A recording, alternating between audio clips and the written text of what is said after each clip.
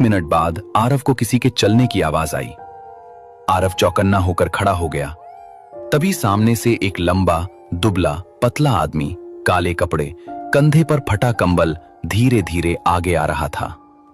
भैया रुकिए, क्या आप देवगढ़ जा रहे हो? क्या हुआ? तुम मुझे ऐसा क्यों बोल रहे हो? भैया मुझे देवगढ़ जाना है। रात में अकेले रुकना मुश्किल है। अगर आप देवगढ़ गांव जा रहे हो तो मुझे अपने साथ ले चलिए। मेरे साथ चलना है तो मेरी बातें माननी होंगी, नहीं तो तुम्हारी लौटने की सुबह नहीं होगी। आरव डर गया, लेकिन उसके ऊपर मजबूरी थी। इसके कारण उसने हां कर दी। ठीक है भैया, आप जो कहोगे मैं वही करूंगा। बस मुझे देवगढ़ गांव तक आपके साथ आने दो। ठीक है, तो आ जाओ मेरे साथ साथ। और हां, भूल कर भी पीछे मुड़कर मत देखना। क्यों भैया, क्या होगा अगर मैंने पीछे मुड़कर देखा तो? मैंने तुमको पहले ही बताया था कि मैं जो कहूंगा वो तुमको करना होगा, तो भी तुम मेरे बात को काट रहे हो। अगर मेरे साथ चलना है तो मैं जैसा बोलूंगा वैसा तुमको करना पड़ेगा, नहीं तो मैं चला। ठीक है भैया, मैं अब कुछ नहीं बोलूंगा और आपकी हर बात मानूंगा। तभी आरव और वो आदमी रास्ते से आगे बढ़ते गए।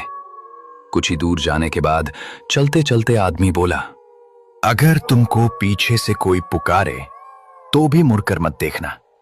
इस रास्ते की आवाजें इंसानों की नहीं होती। ये सुन के आरव के रोंगटे खड़े हो गए। वो डर जाता है, लेकिन उसको देवगढ़ गांव किसी भी हालात में पहुंचना था, इसीलिए वो उस आदमी के साथ आगे बढ़ता गया।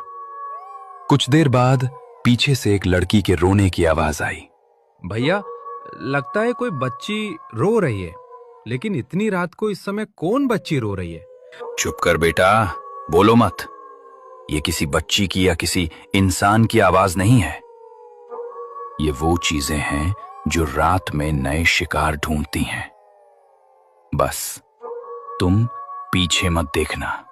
ये सुन के आरव खामोश हो जाता है। तभी अचानक आरव को जैसे किसी ने पकड़ लिया हो। उसके पैर आगे ही नहीं बढ़ पा रहे थे। भैया मैं आगे ही नहीं बढ़ पा रहा हूं। ऐसा लगता है कि मुझे किसी ने पकड़ लिया हो। मुझे तो बहुत डर लग रहा है।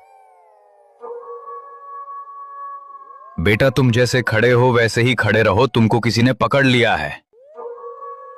तुम्हारा हाथ आगे बढ़ाओ, मैं तुमको खींच लेता हूं। उसके बाद आरव ने कांपते हाथ आगे बढ़ाए। तभी उस आदमी ने आरव को अपनी ओर खींच लिया। अगर मैंने तुम्हारा हाथ खिंचाना होता तो तुम इसी अंधेरे में खो जाते, हमेशा के लिए। कुछ आगे पहुंच